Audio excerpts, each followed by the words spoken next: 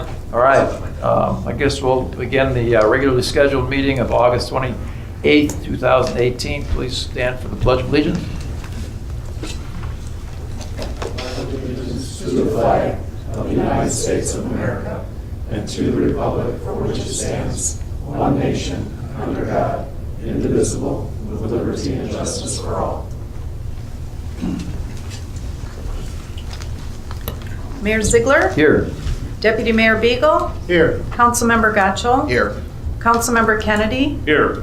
Councilmember Leader is excused this evening, Councilmember Resnick, Here. Councilmember Smiley, Here. quorum present. Thank you. Any changes to the agenda? Any additions? Mr. Brown? Yes, I do have one addition this evening, Your Honor. I'm looking to add a new business item at your discretion as to where, related to authorizing mayor and city clerk to sign an executed restrictive covenant on the property at 29311 South Wixom Road, formerly known as the Fort Wixom Plant. That'd be item number 4 then. Yes, if you would like that, yeah. And if you got, did you pass something out, or are you going to do that at the time? I can, I sent the email and asked if anybody wanted a print, I can provide it. I've got, we can have Cheryl make a couple of quick if you'd like them. Would you like them? I would. I Okay, didn't. anybody else Here, need he a can- copy? I'm okay. I read Okay, it. we did have a couple of them, we do have one available, so. About 26 feet? Yeah, Yeah. That's why I didn't run it off. Yeah. not a problem. All right, thank you. Any changes from up here? Okay. Next item on the agenda is the approval of the minutes of the regular city council meeting of August 14th, 2018. Do I have a motion? So moved. Support. Any discussion, changes, corrections, additions? A motion and a second. All in favor, please signify by saying aye. Aye. Opposed, motion passes. Correspondence, there is none. First call to the public. I'll read the rules for the call to the public. The public shall address the council during the call to the public, which shall be included in the agenda immediately after correspondence and again immediately after new business. The first call to the public immediately after correspondence shall be limited to agenda items only. A person shall not address the council in excess of 5 minutes unless the time is extended by a majority vote of council present. Persons wishing to address the council shall identify themselves and their place of residence and shall state the reason for addressing the council. And all comments by the public shall be made directly to the council. Anybody wishing to speak to the council this evening on any agenda items? Seeing none, I'll close the first call to the public. Next item on the agenda is the city manager's reports. There is one. It's the departmental monthly report of July 2018. Any questions, comments? Okay. Next item on the agenda. All items listed under the consent agenda are considered routine by the city council and will be enacted by one motion. There will be no separate discussion of these items unless a council member so requests, in which event the items will be removed from the consent agenda and added to the regular agenda at the end of unfinished or new business. Do I have a motion? Support. I have a motion and a second. I have a request from Mr. Resnick that there is a Resnick that is mentioned in the, which item is it, Tom? Consent agenda for the easement. The easement. And it's a Resnick and it's not related. I just, you asked me to make that comment, so I wanted to make sure I got that on the record. I have a motion and a second. All in favor, please signify by saying aye. Aye. Opposed? Motion passes. Unfinished business, there is none. New business. First item under new business, recommendation to approve a land division request for the address identified as 2345 Fairbury, Wixom, Michigan by NG Group Homes LLC within the platted subdivision known as Hickory Hill / Roline subdivision. So moved. Support. Discussion. Sure. Would you like to come up and make a presentation? I'd never heard Rolene subdivision either. It is the legal platted name. I've lived here a while. It's like, what is that? Wow. Yes, that is the legal platted, So on August 7th, we did receive a parcel split division application from NG, which stands for Nick and George, who are here this evening. They purchased the property at a bank auction in June, and it was their desire to split the property into 3 lots for building single-family homes. Gentlemen, did you want to? And if I can, just as a little bit more background, there's people that have watched regular council meetings on a regular basis, I should say, are familiar with 2345 Fairbury. It was a property that was demolished after a long period of time, with lots of processes that were in place. It was unfortunate that it had to be demolished and the land cleared because of what happened there. But we were thinking possibly that the outcome could be not just one, but multiple new residential homes being built there, and this is what this request pertains to, and it is a split into 3, which would allow 3 new single-family homes to be built on the property, because it was a large lot. So. Right. Okay. Gentlemen, would you like to come up and introduce yourselves?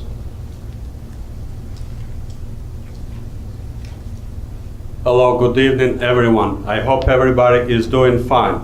First of all, I appreciate the opportunity to come in front of you to ask for this land split. We purchased this property sometime in June. Actually, it's on his name right now, but we purchased it on behalf of NG Group Homes LLC. We created this company about 8 years ago. We started buying bank-owned properties and fix them up and flip them. Now pretty much that market has dried up. We still actively look for those kind of homes, but about 4 or 5 years ago we started looking for lots and land we can maybe demolish home or buy a lot and split it and stuff like that. We have purchased one house like that in Rochester Hills last year. We split it in half and we put 2 homes. They were about 2,200 colonials.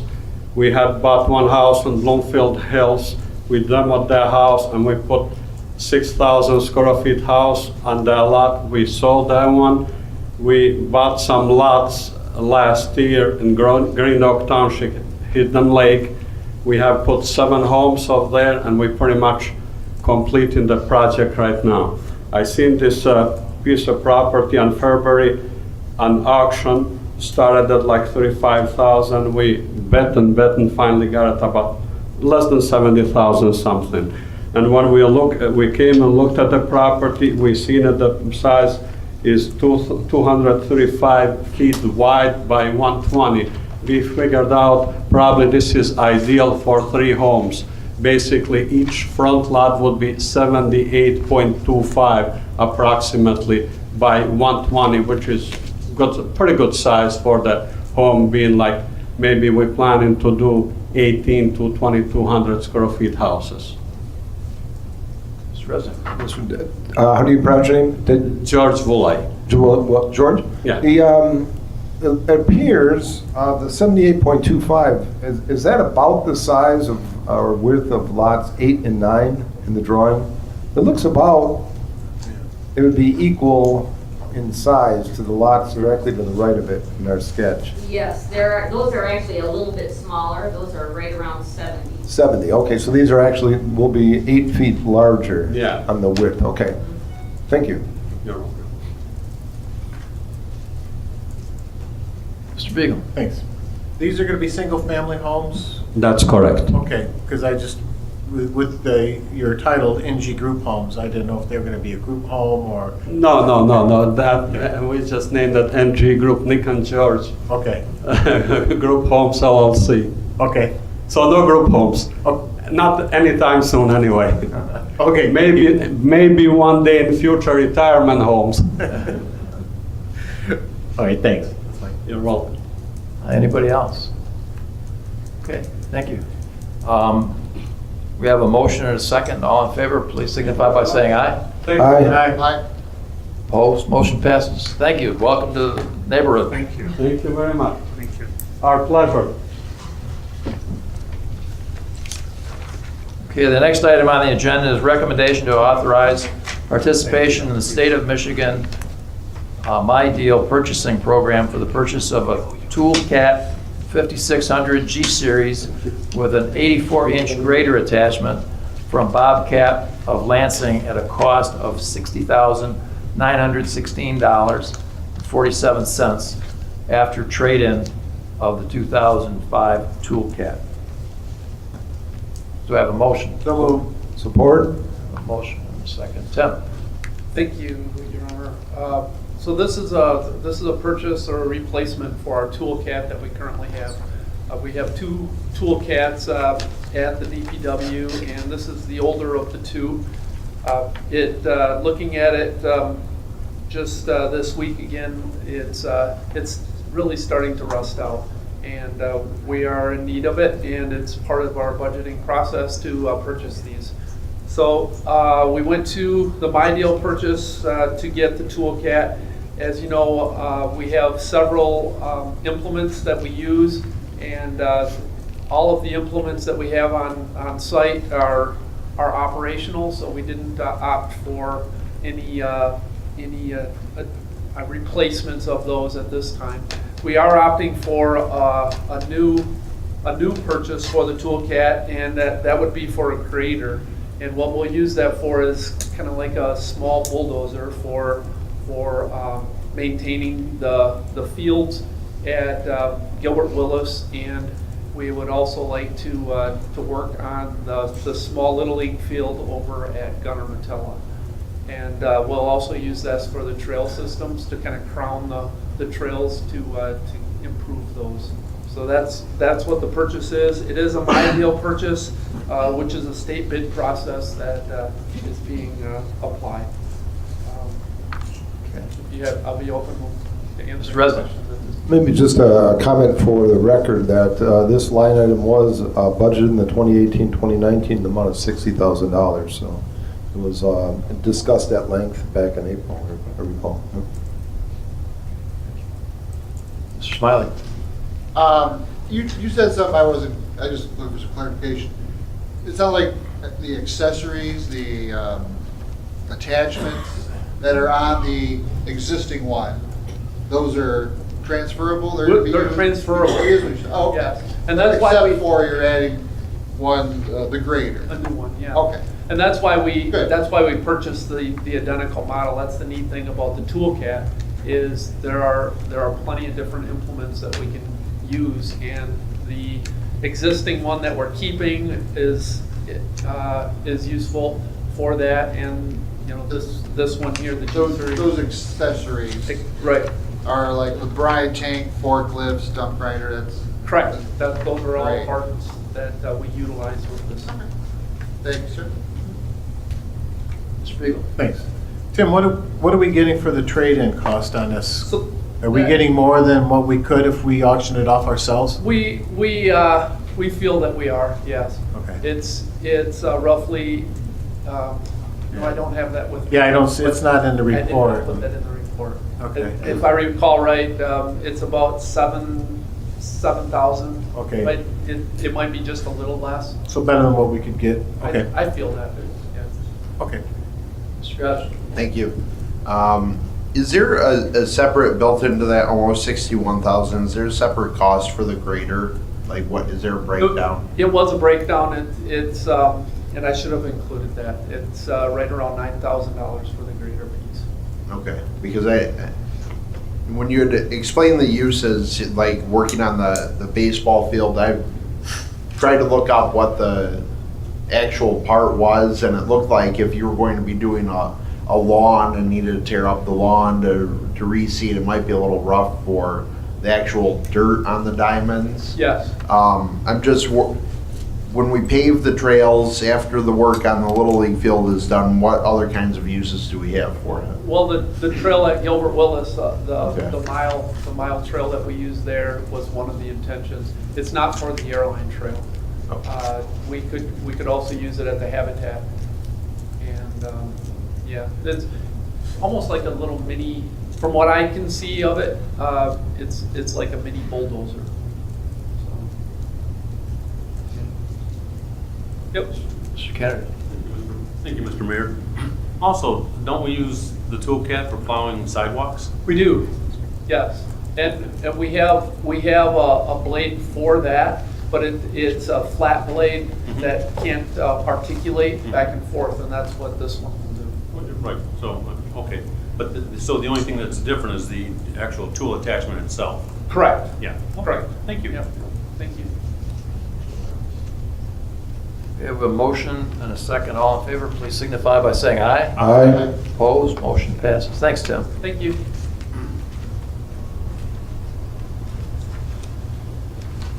Next item on the agenda is recommendation to waive the competitive bid process and accept the proposal to enter into a 3-year lease agreement with Snethkamp Chrysler Dodge Jeep Ram of Redford, Michigan, for 2 replacement vehicles for use by police detectives for a total not to exceed $22,616. Do I have a motion? Support. Aye. Hi, Mayor. Want to tell us what we're doing here? Sure. In 2015, many of you on the council allowed my predecessor to enter into an agreement with, it was Snethkamp at the time, to lease 2 Dodge Chargers, all-wheel drive Dodge Chargers. We've been very satisfied with those Dodge Chargers. Our detective bureau, primarily our detectives, have used those vehicles.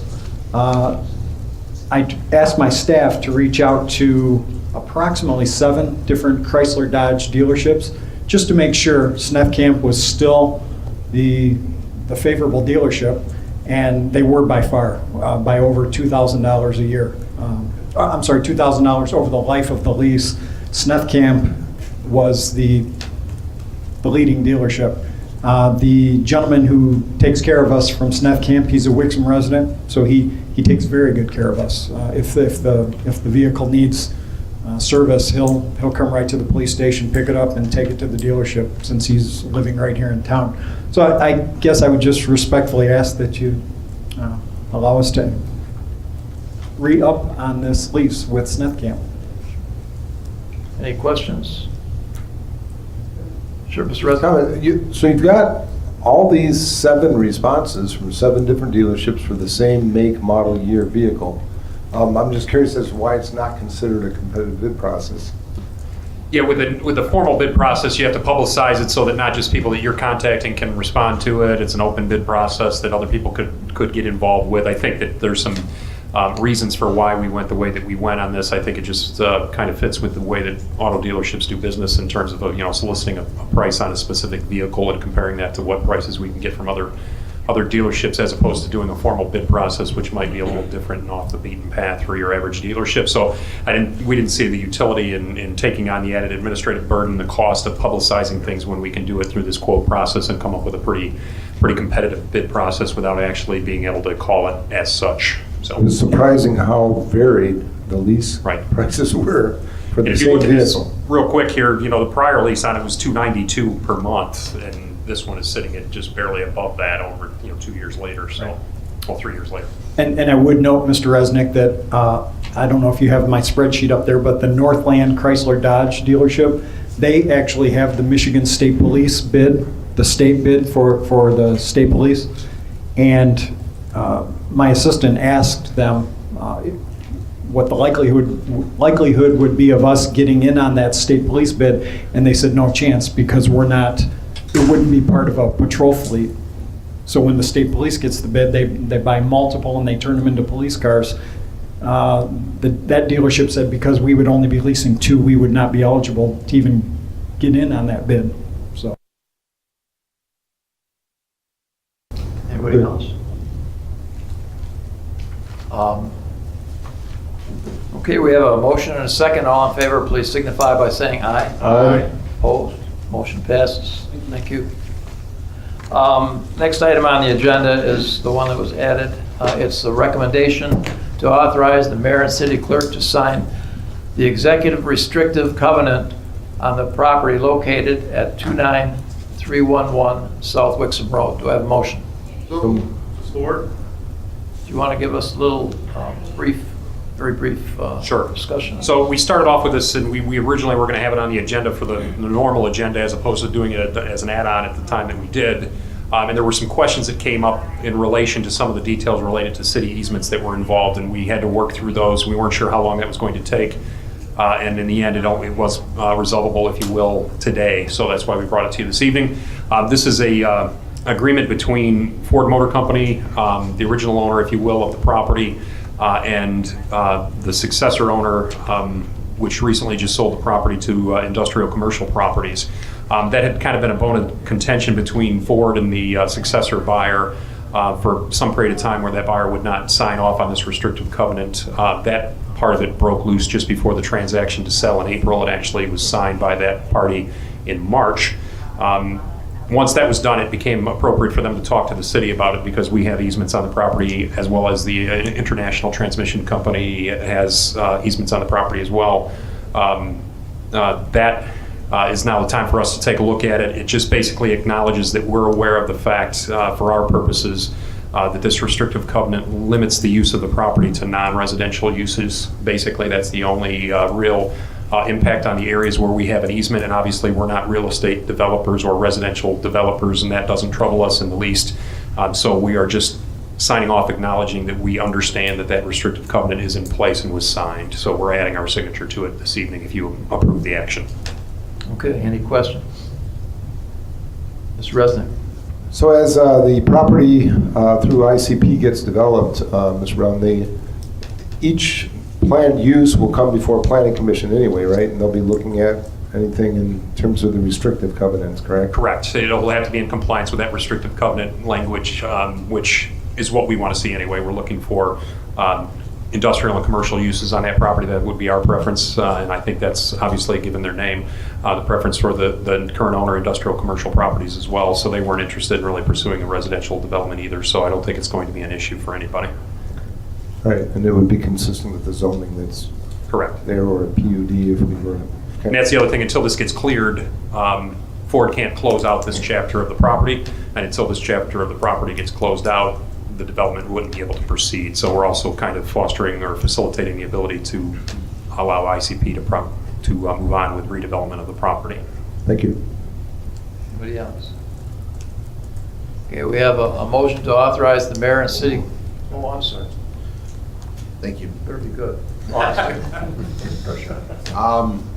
This is just within the confines of what they've included in the map or the description, or the entire parcel altogether? Like the entire Ford property, or just? Yeah, I suppose it would have been in place for the entire property, right, for the entire property. On the map that's included, they have a dash circle kind of central to the entire parcel that says 7-point-something acres restrictive covenant. Yeah, there's two properties in there that are circled in that area. There's a 7.982 acre property, and there's a 2.67 acre property. That section of the property, those circled areas, are subject to even more stringent restrictions on what can be done there because of the nature of some contaminated soils in those areas. And that's the reason for the delay, frankly, because Ford was saying that we had some easements in that area that we needed to sign off on. We disagreed, and we came to an agreement that that's in fact true, that we're not affected by those circled areas. We're only affected by the rest of the parcel's restriction on residential development, not on those circled areas that are subject to some further restrictions. If you look at the language in the document, there's some additional language in there for those two smaller pieces of circled property that make it more difficult to do something on that site. And I had some concerns. If we did have easements that were affected by that, we would be in a position of maybe having an issue with that, because if we had a water main underneath there, we would potentially have an issue with working on that water main when there's contaminated soil present. So we had to work through those questions. We did work through those questions. We're not subject to those additional restrictions because the easements that we have are not in that area. The current easements that we have are not in that area. Does this then apply to like where Menards and At Home and Duluth are then currently? The whole property? No. It's the remainder of the property, the 182 acres. It's not related to the Menards property. It's just north. It talks about infrastructure and putting in like storm sewer drains and whatnot not being below groundwater the measured groundwater level? I mean, what, is that pretty common? Or, I know we don't have plans in front of us to develop, but I just want to make sure that there's not going to be, Not in those restricted areas, no. just period in general. If we had a general piece of land, is there any chance that we're putting storm sewer drains below the groundwater level? There's that potential that we could put storm drains below the groundwater level. But on this property, we do not have any. There won't be a need for it? Nope, no, because it'll be developed around it, around that property with that restrictive covenant in place. Once this is executed by us and finalized, that's going to govern any developments that go there. So if anything that would be put in place would have to comply with the restrictions. So. I understand that. I'm just trying to think ahead. Is it making it more difficult to develop or undevelopable? No. Like, do we have that kind of a measurement in there where groundwater level is X and it doesn't really make sense to? The new purchaser ICP is well aware of the restrictive covenant, and they've raised no concerns about what impact it's going to have on their ability to develop the property. Okay. They're aware of this restrictive covenant. They're aware that we're going to have to proceed in this fashion. All right, thank you. Anyone else? Okay. We have a motion and a second to authorize the mayor and city clerk to sign the executed restrictive covenant on the property located at 29311 South Wixom Road. All in favor, please signify by saying aye. Aye. Opposed, motion passes.